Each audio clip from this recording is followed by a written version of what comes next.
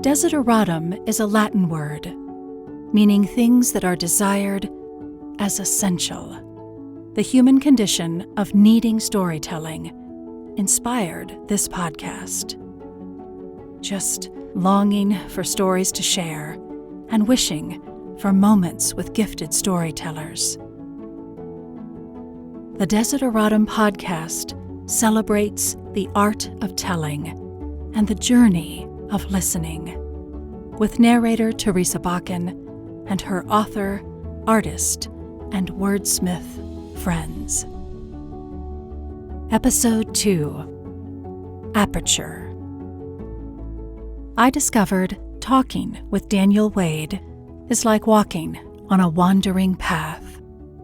I want you to listen as he talks about the sea, about Ireland's long history of storytelling, and how we should all be looking for a lighthouse.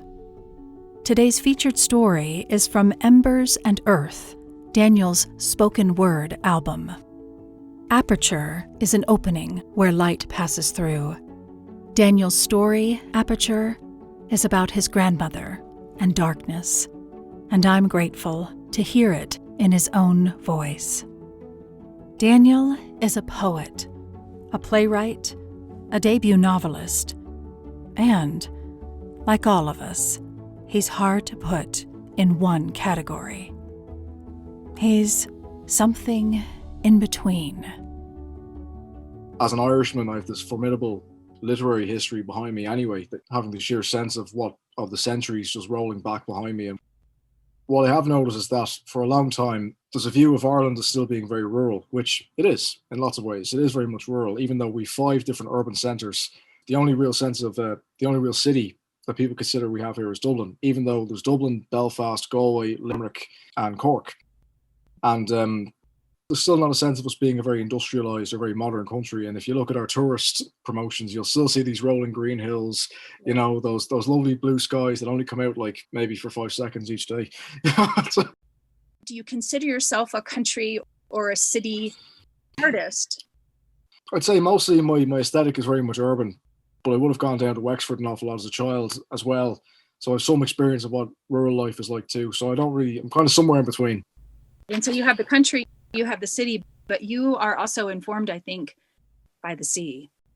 Oh yes, because we are an island and we're an island race, and virtually every major historical event in this country, from the first settlers landing here, St. Patrick, to first arriving to, you know, Spanish Armada, the Vikings, the famine ships, everything.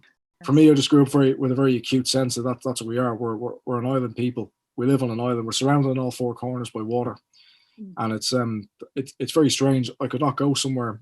I couldn't go very far inland without just feeling a bit out of sorts, because like something's not right here. And the simple fact is I can't smell the salt on the wind. You would physically know if you were too far from the ocean. It's that it's ingrained in who you are. Yeah.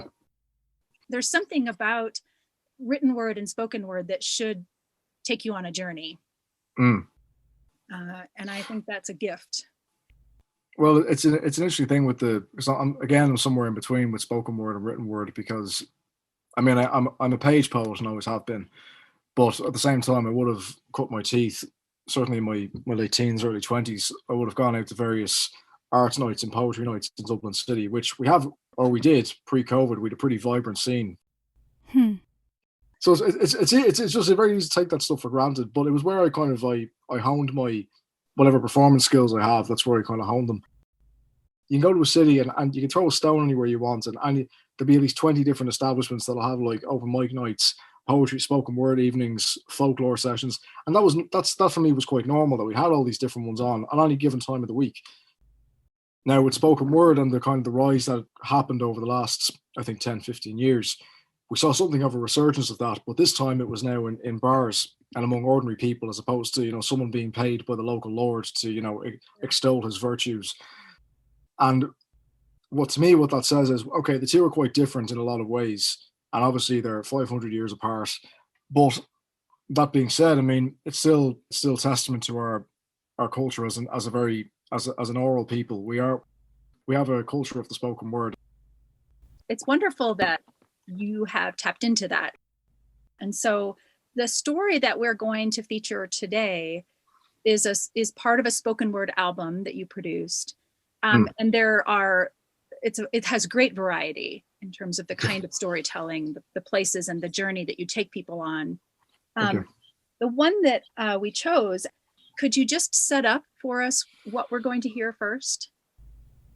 Well, Aperture was written in response to my grandmother Phyllis, who died in 2014, and she was getting very senile towards the end of her life. There was a sustained, I think, 3-4 year period where she was on the decline, as we say, and to watch her decline in that way was devastating, because I remember her being, she would have looked after me when I was a child, and when I was scared, and she was always very kindly, and then seeing her kind of just, I suppose, become engulfed by this thing, and there'd be moments where she'd be hallucinating, people in the room with her. She'd be talking to the air beside her. She confused me for my uncle and my uncle for me, and so Aperture was kind of just written about those last few months of her life where things were just getting steadily worse.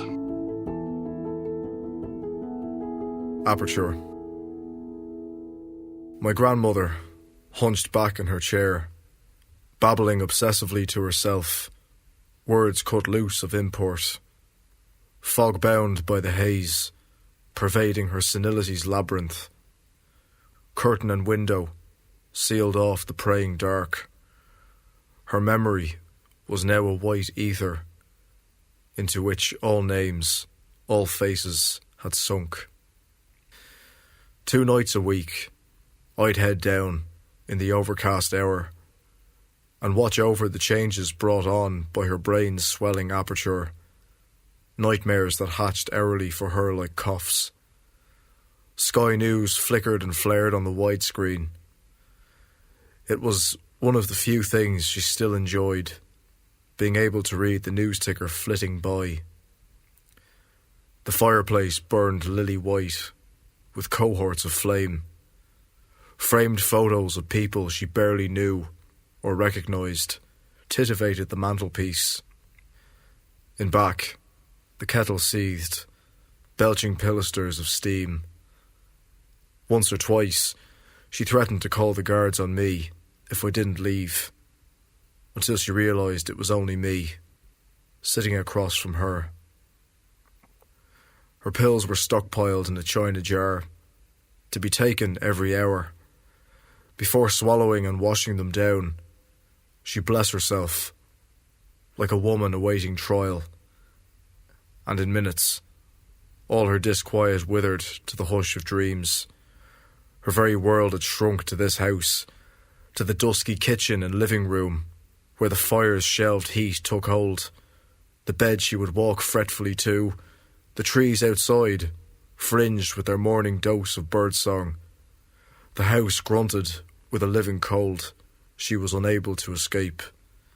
She wore at least 3 different cardigans, even though the heating was on full blast. Despite this, she kept saying she wanted to go home, that she couldn't stay here, and needed to leave soon. Phantasms roiled from her head, as if in ceremony, speaking to her in smeared tongues, and she clasped her fretful hands together, afraid of everything and nothing. She thought her mother was still alive. She thought her daughter, my mother, was her sister. She couldn't put a name to my face. She forgot a great deal about herself, fathoms deep in the clutch of her condition. She would be dead before the year was out. The wind would continue to rave frostily. Who was I to witness her devastating change? May one mind know the decay of another? Who was I to keep watch over her, who'd once taken care of me? Nightly she'd last through it, long-standing life, inching to death's cusp, the dark swirling about her like incense, closer to her now than any of us hoped to be. It's very sensitive And yet it's also, I can feel your frustration about it too, the unfairness of it. Yeah, and it's knowing that you can't really do anything about it. I mean, your instinct, of course, is to try and fix the problem, and then eventually I had to realize I can't. And I'm glad it was at least there. That I didn't try to shy away from it either. Because I could have easily taken that option too, but I decided no. She's looked after me many times as a child. At least I can do is give it back, even if she's not even aware. Doesn't matter if she's not aware. She needs our care now, basically, and that's how it was. And it was like that up until the morning that she died. So, yeah, it took a toll, but we had to. That's another great thing about humanity, I think, and something that I think COVID has thrown a light on. People are actually great in times of crises because they will pull together. There is a sense of, well, here's the lifeboat, and pull people in if you can. Yes, yeah. And you were very young, so you were a college student. Our sense of time is different. Yes. A year feels like forever. Yeah. Did you find that during this last year that parts of you, were they able to flourish, and other parts maybe were diminished or muted? I think it's just the way I'm wired, really. I'm quite well adapted to something like this, to actually being in confinement for months on end, because that's kind of what the job entails as a writer anyway. So, I've had years of practice in some ways. In terms of my work and my writing, I've been firing stuff out in all cylinders. So I'm currently working on an historical novel, which is something of a Western set in the late 18th century. I think Clint Eastwood with an Irish accent, and you'll probably be halfway there. Okay, wait. I want to repeat that. He's working on a historical novel set in the 18th century with a character like Clint Eastwood with an Irish accent. This debut novel, called A Land Without Wolves, is due out in October. Before that, in April, Daniel is contributing to the literary festival Baudelaire 200 in Dublin. It's a live Zoom event, of course. He'll join artists from all over the world to celebrate poet Charles Baudelaire by using his particular perspective from 200 years ago to look at today's world. So it's no better time in some ways for Baudelaire to be celebrated, because a lot of his stuff, a lot of his poetry is very much tapping into that feeling of something very strange is going on. There's a change in the air, and we're not sure we like it. And you seem very comfortable in the past. It seems very relatable, what I've read that you've written that takes place 200, 300 years ago. So how do you tap into the authenticity of that?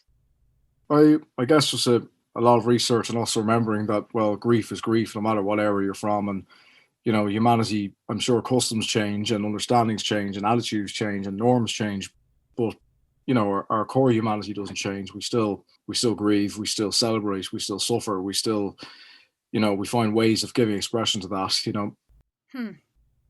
The sense that life actually is precious and we can rebuild. Hopefully we can emerge just kind of knowing, well, all right, we got through that. That's we survived the pandemic, we survived this horrible period in human history, and that's what will define us, whether we want it to or not.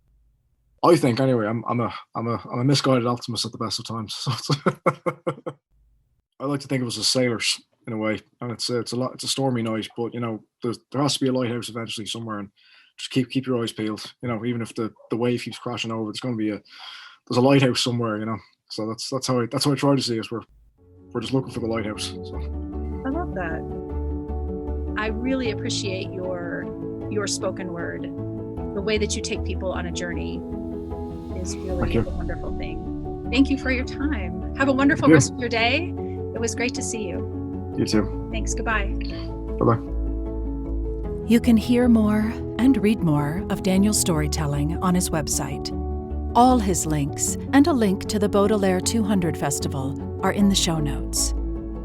And on the Desideratum Facebook page, there's an old picture of his grandmother Phyllis on vacation on a boat in the New York harbor, surrounded by light.